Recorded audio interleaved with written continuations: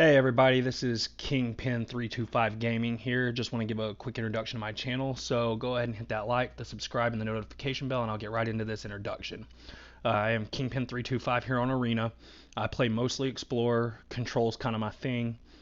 Uh, Pull up my decks here, and I'll run through a couple of my decks and let y'all know my playstyle. Again, like I said, as you can see, I run UW Control, some Rakdos Control. The Rakdos Control is really actually a cat oven combo. It's something I threw together. Just didn't use any wild cards on it. I just threw it together for a friend to kind of show them how Rakdos can work. He was new to Magic. But I'll start off with the Esper Cat Oven. I like the Cat Oven deck. I like the Jund version, the Jund Food. I like the Rakdos version as well. But I like Control a whole lot better, so I threw it into a Control shell. I threw it in with the Dovin's Vetoes, Absorbs, Memory Deluges, Supreme Verdicts, and Teferi, Hero of Dominaria, and then your typical Meat Hook Massacre, Witch's Oven, and Cauldron Familiar, and then Clean to Dust for like the mirror matches, or for if opponents playing graveyard shenanigans other than not just Cauldron Familiar and Witch's Oven. Just if they have graveyard shenanigans, Clean to Dust is really nice, just to kind of slow them down. The next deck I'll pull up is the Rakdos one, just because it's a similar build. It doesn't have the Fable of the Mirror Breakers. It doesn't have the Meat Hook Massacre, but it does have the only Cult Anvil with the Witch's Oven. It's got Rakdos. Uh, it does not have Rakdos. I mean, it has a Obnixilis. It has Mayhem Devil. It's got Liliana the Veil. It's one Croxa just for fun. Some Angros Rampage.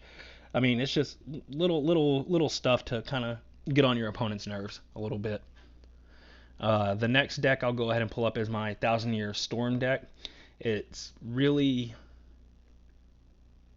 really annoying deck. It's one of those that I made just to make it, I guess. I really don't play it very often, and when I do, it's just because I want to annoy people, and I really don't feel like actually playing, because really it's running Narset, part of the Veil, with Commit to Memory to lock your opponent out of the game. You run Supreme Verdicts and counter spells, lots of card draw, as you can see here. Uh, Absorbs, Dovin Veto. It runs Nif Mizzet, one Whirlwind of Thought, one Narset, uh, and it runs Epiphanies, Alchemist Gambit, and Thousand Year Storm. And the goal is to literally just lock your opponent out of the game, not let them draw cards, and then see how many times we can copy Alrund's Epiphany or Alchemist Gambit off of a Thousand Year Storm, and just sit there and play solitary till we win. The next deck is my UW Control. It's a typical UW Control build. It is basically my Pioneer deck, because I put the closest thing I could get to Pioneer on Explorer, because Pioneer is what I play mostly in paper. I wanted to kind of mimic my Pioneer deck. So I put 3 Laydown Arms, 3 Fateful Absence. There is 3 March of the Otherworldly Light, 4 Censor, 4 Dovin's Veto, 4 Absorb, 2 Wandering Emperor, 3 Memory Deluge, 3 Supreme Verdict, 3 Teferi, 1 Farewell, 1 Shark Typhoon. The land base is plains heavy for the laydown arms. Here I'm running 3 plains. I'm running 2 Glacial Floodplain. I'm running 4 Irrigated Farmlands with 4 Hollowed Fountains. Again, that'll give you plenty of plains to make laydown arms worth it. You're running 4 Field of Ruins to take care of pesky lands. I'm running Hall of Storm Giants, Castle of Antris, and Castle Ardenvale. I did build a sideboard for this one in case I decide to play some best of 3s. I threw 2 Rest in Peace to take care of the Grease Fang decks and the Cat Oven combos. Temporary Lockdown, again, shuts down the Cat Oven combo. A 4th Supreme Verdict, a 2nd Farewell, and a 2nd Shark Typhoon. I put in 3 Mystical Disputes for when I play against other blue decks or mirror match. 2 Commit to Memory to get around stuff that can't be countered, and to kind of just keep the game going with 2 Hullbreaker Horrors. Again, Hullbreaker Horrors for the control mirror match. It can't be countered, and it really just locks down games in the late game.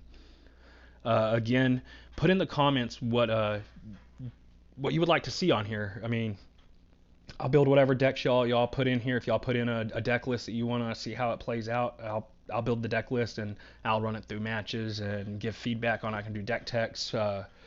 Again, I do mostly play Explorer, but I can throw down on some Standard or some Historic, some Alchemy even. But go ahead and smash that like, that subscribe, hit the notification bell, and I'll start pouring out some videos for y'all.